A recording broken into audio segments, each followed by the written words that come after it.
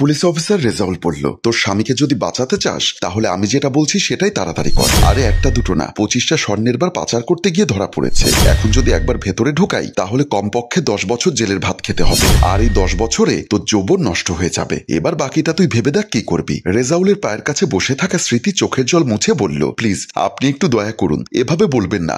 আপনার হয়তো কোথাও একটা ভুল হচ্ছে। আমার স্বামী এরকম লোক না, অন্তত কোনো চোরাকারবারি করার মতো মানুষ আমার স্বামী না। আপনাদের কোথাও একটা ভুল হচ্ছে।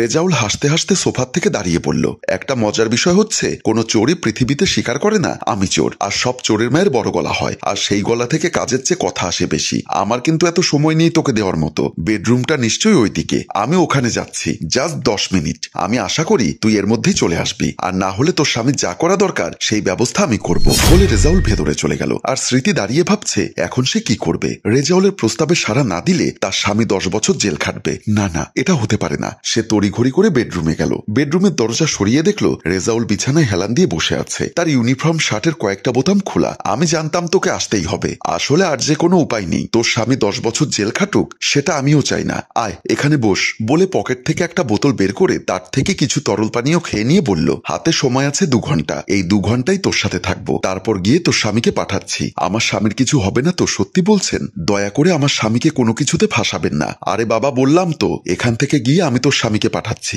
এত কথা বলে সময় নষ্ট করিস কেন? আয় এদিকে বলে স্মৃতির হাত টান দিয়ে তাকে বসিয়ে দিল নিজের পাশে। আজ শুধু স্বামীকে বাঁচাতে স্মৃতি এই কাজের জন্য রাজি হয়েছে। তীব্র ঘৃণা অনুভূতি হলেও তাকে দেখতে হলো এই মুহূর্তে লোকটা তার হাত ধরে তার দিকে লালসার দৃষ্টি নিক্ষেপ করছে। অফিস থেকে কাজ শেষ করে বাসার কলিং বেল চাপ দিল সাব্বির। দরজা খুলতে কখনোই স্মৃতি দেরি করে না, কারণ সে এই সময় অপেক্ষা করেই বসে থাকে তার জন্য। কিন্তু আজ কেন যে এতবার কলিং বেল চাপ দেওয়ার পরেও দরজা খুলছে না, সেটাই তো অবাক লাগছে। মেয়েটার শরীর খারাপ করেনি তো? এই ভেবে সে চাবি দিয়ে দরজা খুলে ভেতরে ঢুকলো। ভেতরে ঢুকে সে এদিক ওদিক তাকিয়ে স্ত্রীর নাম ধরে ডাকছে, কিন্তু কোনো সাড়া পাচ্ছে না। বেডরুমে প্রবেশ করতেই দেখলো স্মৃতির নগ্ন শরীর, একটা কম্বল জড়িয়ে পড়ে আছে বিছানায়। স্ত্রীকে নিজের ঘরে এই অবস্থায় দেখতে হবে সেটা এতক্ষণ মোটেও আশা করেনি সাব্বির। স্মৃতি করে ছুটে গেল কাছে। স্মৃতিকে কয়েকবার ডেকেও সাড়া পাওয়া গেল না। তার মুখে কয়েকবার পানি ছিটা দিতে মেয়েটা আস্তে আস্তে কোন রকমের চোখ খুলল। কি হয়েছে তোমার এই অবস্থা কি করে হলো? স্মৃতি বলো আমাকে। স্মৃতি স্বামীকে দেখে মৃদু হেসে বলল, তুমি এসেছো?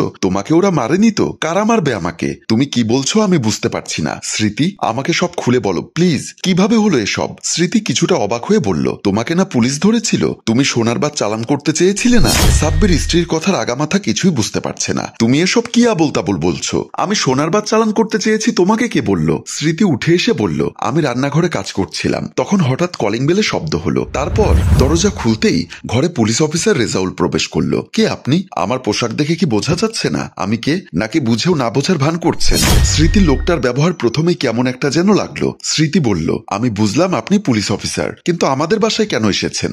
রেজাউল স্মৃতিকে পা থেকে মাথা ভালো করে একবার দেখে নিল। তারপর একটা হাসি দিয়ে বলল, আপনার স্বামী এখন কোথায় জানেন? আমার স্বামী এই মুহূর্তে অফিসে থাকার কথা, কিন্তু আপনি ওকে কেন খুঁজছেন সেটা তো বলবেন। বলছি, তার আগে বলুন আপনার কত? দেখে তো মনে হচ্ছে 36। স্মৃতি চমকে উঠে বলল, আপনি এসব কি অসভ্যতামি করছেন? আমাকে আপনি এসব কথা বলার সাহস কিভাবে পেলেন? রেজাউল এবার স্মৃতির হাত ধরে বলল, অসভ্যতামির এখনো করেছি কি? মাত্র তো খেলা জমে উঠেছে। স্মৃতি নিজের হাত ছাড়িয়ে বলল, দেখুন আমি কিন্তু চিৎকার করে লোক ডাকবো। আপনি এভাবে আমার বাসায় এসে আমার সাথে এসব করতে পারেন না। রেজাউল এবার হাসি দিয়ে বলল, দাঁড়াও, চিৎকার করে লোক ডাকো, তবে লোকে এসে যদি জানতে পারে তোমার স্বামী এই মুহূর্তে স্বর্ণের চোরা কারবার করতে ধরা পড়ে আমাদের থানায় গ্রেপ্তার হয়েছে, তাহলে তোমাদের মান সম্মান থাকবে তো? কি বলছেন আপনি? আমার স্বামী তো এ ধরনের কাজ করতে পারে না। সব স্ত্রী বলে তার স্বামী এ ধরনের কাজ করতে পারে না। তোমার স্বামীর নাম সাব্বির রায়হান, বয়স 30, উচ্চতা 5 ফুট 8 ইঞ্চি, আর এই হচ্ছে তার ছবি। স্মৃতি দেখলো এটা তার স্বামীর ছবি। সে ভয় পেয়ে গেল। তারপর বলল, প্লিজ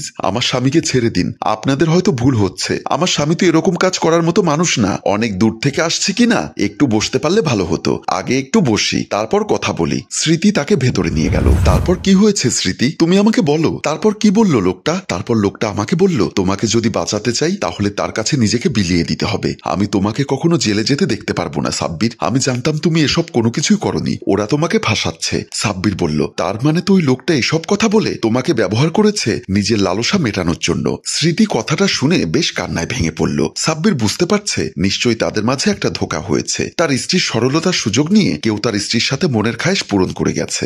আচ্ছা পুলিশটার নাম কি ছিল?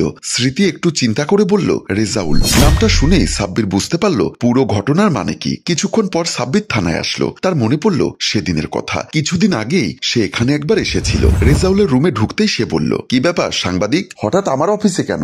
আমরা তো সাংবাদিক রেজাউল ভাই, আমাদের সব জায়গায় যেতে হয়। ক্রাইম রিপোর্টার সাব্বির রায়হান, এবার বলুন কি করতে পারি আপনার জন্য? আমার জন্য তো কষ্ট করে আপনাকে কিছু করতে হবে না, ইনফ্যাক্ট আপনি করতে পারবেন না। মানেটা খুবই সহজ। এই পোশাকটা পরে এখানে এত দায়িত্ব নিয়ে বসে দেশের জন্য যখন কিছু করতে পারছেন না, সেখানে আবার আমার জন্য করতে বলে আপনাকে কষ্ট দিব কেন বলুন? রেজাউল এবার কড়া দৃষ্টিতে তাকিয়ে বলল, আপনি কি বলতে চাইছেন একটু খুলে বলবেন? থানায় আমাদের কাছে অত সময় থাকে না মানুষের আজে বাজে কথা শোনার জন্য। থাকবে কি করে? আপনারা তো দিনে দুপুরে থানায় বসে লক্ষ লক্ষ টাকা মানুষের কাছ থেকে ঘুষ নিয়ে নানা অপকর্মে সাহায্য করেছেন, মানুষকে সুযোগ করে দিচ্ছেন।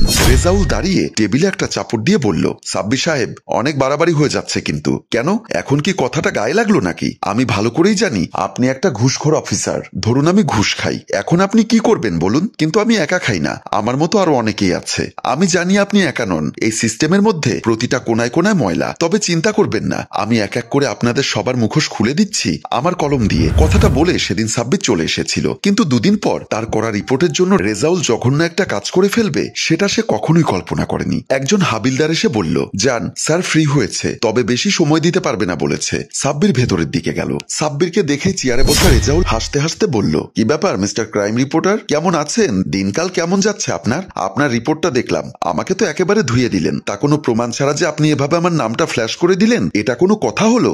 আপনি প্রয়োজনে আমার সাথে একটা দফা রফায় আসতে পারতেন, আর সেই দফা রফাটা আমি করিনি বলে আপনি নিজ থেকেই দায়িত্ব নিয়ে আমার ঘরে গিয়ে আমার স্ত্রীর সাথে বোঝাপড়া করে নিয়েছেন, তাই না? রেজাউল আবার একটা হাসি দিয়ে বলল, প্রথমে ভেবেছিলাম তোকে থানায় নিয়ে এসে উদাম মার দিব, পরে ভাবলাম এই ব্যথা একদিন চলে যাবে। এমন কিছু করা দরকার যেটাতে আমার মতো কিছুক্ষণ পরপর মনে পড়লেই কষ্ট পেতে হয়। তারপর ভাবতে ভাবতেই প্ল্যানটা মাথায় চলে আসলো। কেমন দিলাম?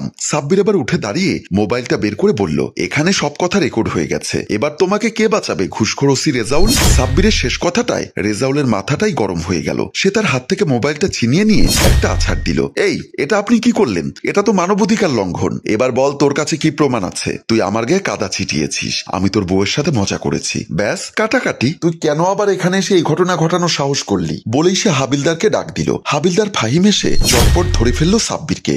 স্যার, এটাকে কি ভেতরে চালান করে দিব? সাব্বির নিজেকে বাঁচানোর জন্য নানা রকম যুক্তি দিচ্ছে, কিন্তু রেজাউলের কানের কাছে সেগুলো কিছুতেই পৌঁছচ্ছে না। সে প্রতিশোধের আগুনে আরো বেশি জ্বলছে আর হাসছে। সম্মানিত ভিউয়ার্স, আমাদের আজকের গল্পটি বাস্তবতার সাথে কতটুক মেলে কমেন্ট বক্সে জানাতে পারেন। আর যদি গল্পটি ভালো লাগে তাহলে একটা শেয়ার করে দেওয়ার অনুরোধ জানাচ্ছি। গল্পটির রচনায় অভিক, চিত্রগ্রহণ ইপ্তি হুসাইন এবং সম্পাদনায় আলমগীর। ধন্যবাদ।